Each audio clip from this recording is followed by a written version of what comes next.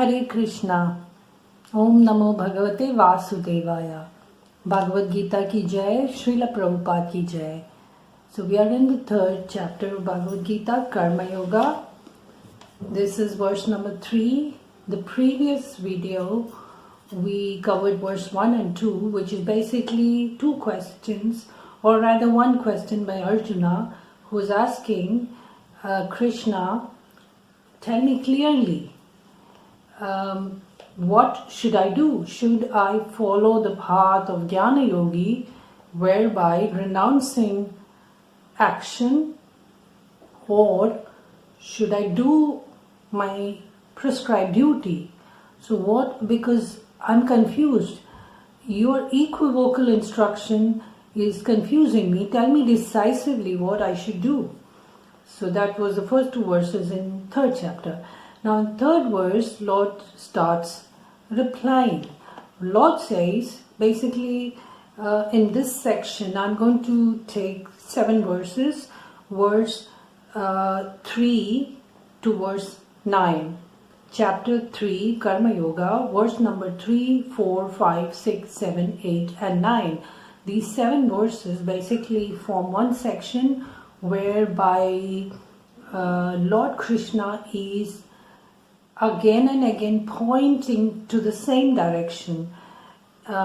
Lord Krishna is telling Arjuna in these 7 verses that Arjuna, for you, the path of action is better. You don't follow the path of Jnana Yoga, you follow the path of action. For Arjuna, that's recommended, and Krishna says why. So, the verse number 3, Lord says, Lokesmin duvidha nishta pura prokta maya nakha jnana yogena sankhyanam karma yogena yoginam. So Lord says, Arjuna, I've already told you, pura prokta, I've already told you that there are 2 paths that men on the spiritual journey follow, either this path or that path. Which are these 2 paths? One is the path of Jnana, the Jnana yogis follow that path, and one is the path of karma. So basically the third verse is Krishna is telling these are the 2 paths. Now going on to verse number 4, Lord says, Na karmana nanarambha naishkarmyam purushosnute na cha sanyasana deva siddhim samadhigacchati. Here the key word is sannyas. Now, like many other words in Sanskrit, each word has multiple meaning. And sannyas is one word which also means different things in different contexts. One meaning of the word which is universally accepted for the word sannyas is the order of sannyas, the renounced order of life, the sannyas ashram, where the last ashram, you have brahmacharya, you have grihastha, you have vanaprastha, you have sannyas ashram, which is expressed by various symbols of sannyas. You wear orange saffron cloth, you hold a danda, it can be a tridanda or an ekadanda based on your sampradaya, you shave your head and you have a shikha. These are the different symbols of sannyas, and it represents the 4th order of life, sannyas ashram. That is one word, one meaning of sannyas. The other meaning of sannyas is renouncing action. When you renounce, when you are renouncing your action, that is also called sannyas.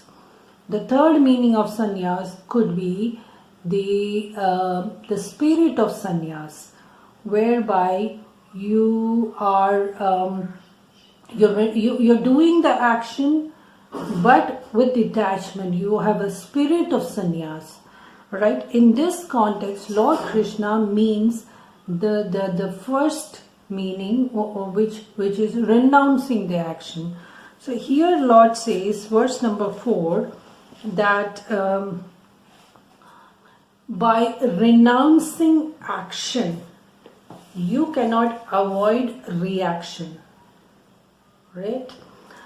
According to Arjuna, Arjuna had this apprehension of incurring sins, incurring reaction to abominable action, which according to Arjuna, the fighting was abominable action. So Arjuna thought, if I don't do fighting, if I don't do this action, then there will be no reaction. I will not incur sin.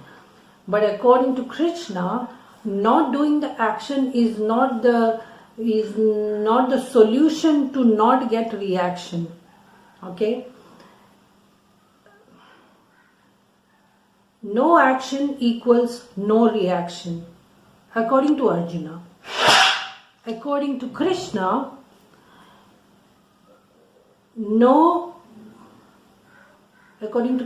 action plus detachment plus knowledge equals no reaction.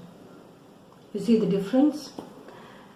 Arjuna's logic was, to give you an example, a very crude example, how to avoid divorce in a marriage.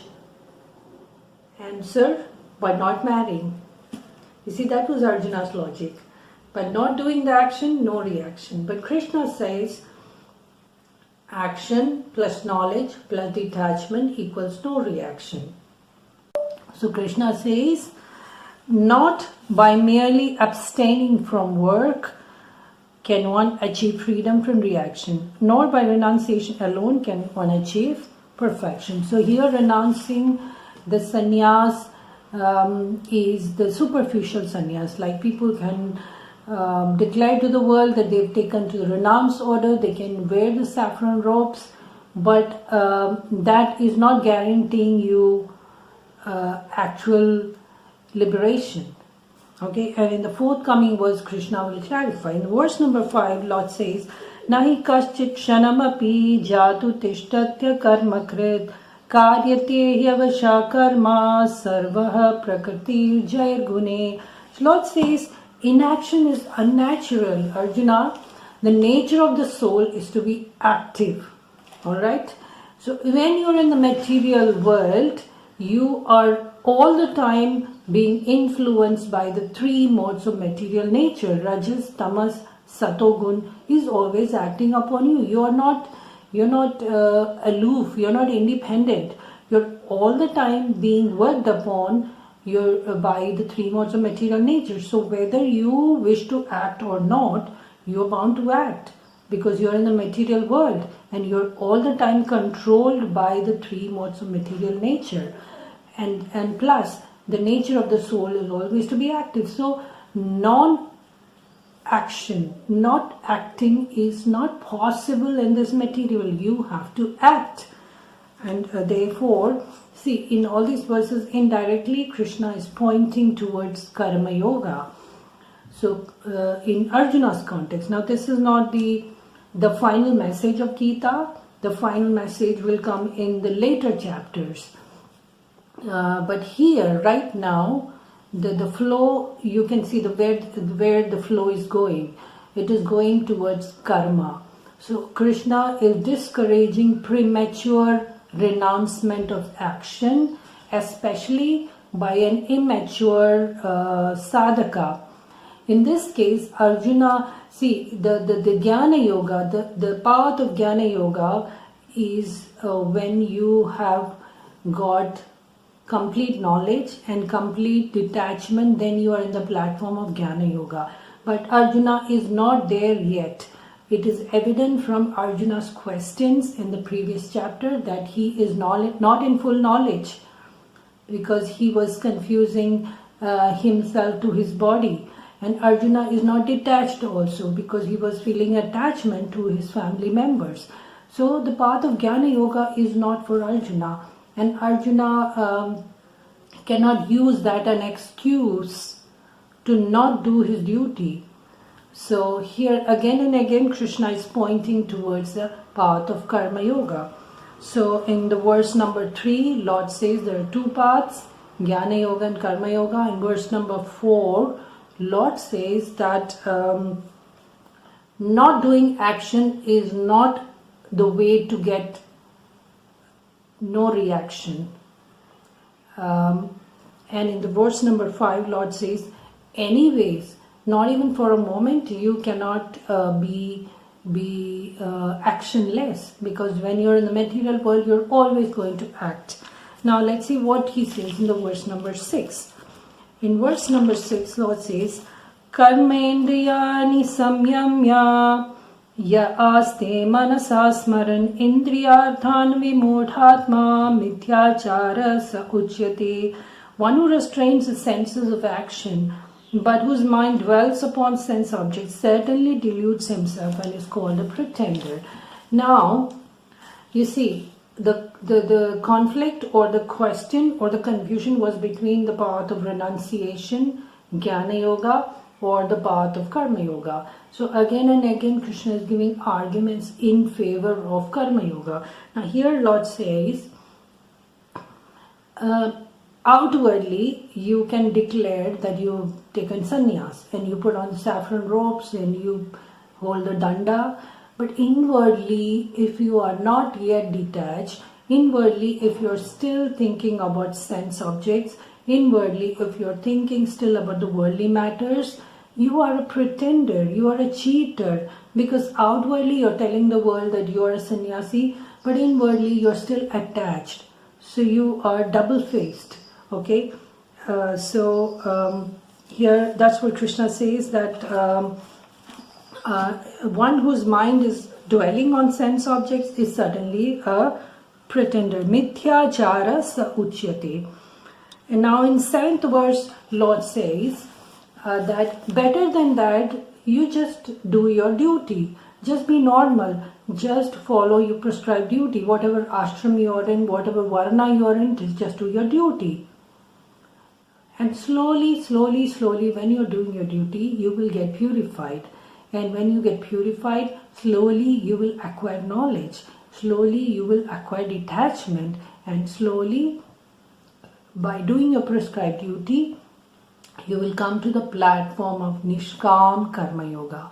So Krishna says, Niyat Yastvindriyani manasa niyamyara bhartirjuna karmendriyaihi karmayogam asakta sa vishishyate. On the other hand, if a sincere person tries to control the active senses by the mind and begins karma yoga without attachment, he is far superior.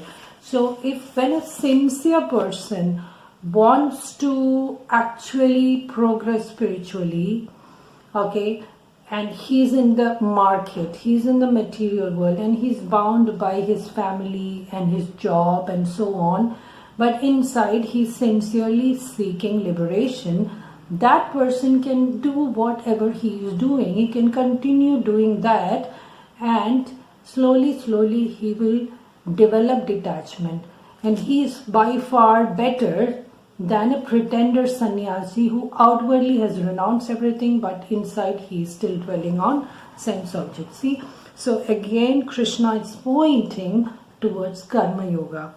In verse number 8, Lord says, Niyatam kuru karmatvam karma jayo hya karmanaha sharira yatra pichate na prasidyet akarmana.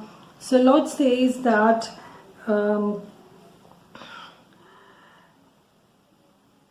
even, Lord now is bringing it to a very basic argument. He says, inaction, again and again Lord is saying same thing. Inaction is not natural.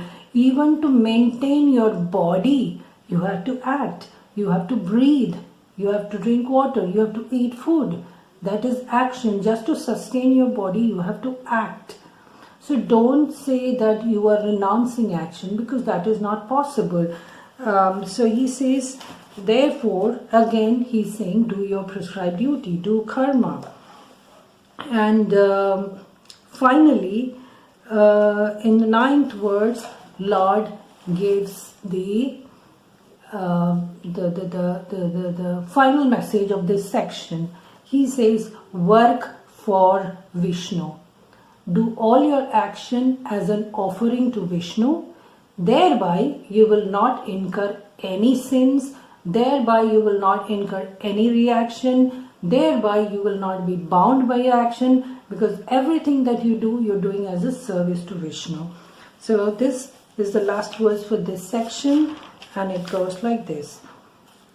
Yajñarthat karmanonyatra lokoyam karma bandhana tadartham karma kaunteya mukta sangha samachara. Work done as a sacrifice for Vishnu has to be performed. Otherwise, work causes bondage. So whatever you do, work for Vishnu as an offering. Otherwise, anything that you do will cause bondage. So therefore, O son of Kunti, perform your duties for his satisfaction, not for your satisfaction. And that way you will remain free from bondage. So that is the final message of this section. Whatever you do, do it for me. Do it for Krishna as an offering. So fighting, Arjuna was apprehensive that the fighting is an abominable activity and therefore he should not do it. It will get him sin. But Lord says, do it as an offering to me. I promise you there is no sin there. There is no bondage. You are already liberated when you work for Vishnu. Whatever you do, do it for Vishnu. So that's the final message of this section. These are the 7 verses. Chapter 3, Karma Yoga. And in the next section, the Lord will go from Karma Kanda to Karma Yoga. So Karma Kanda is the fruitive activity that everybody in the world does. But from Karma Kanda, you can slowly progress and reach the high platform of Nishkam Karma Yoga. In these 7 verses, 3.3 to 3.9, Lord is again and again glorifying doing one's prescribed duty as opposed to renouncing one's duty. This is again not the final message of Gita, but this is the message of this section where Arjuna is encouraged to do his prescribed duty. Thank you for watching. Om Namo Bhagavate Vasudevaya. All glories to Srila Prabhupada. Hare Krishna.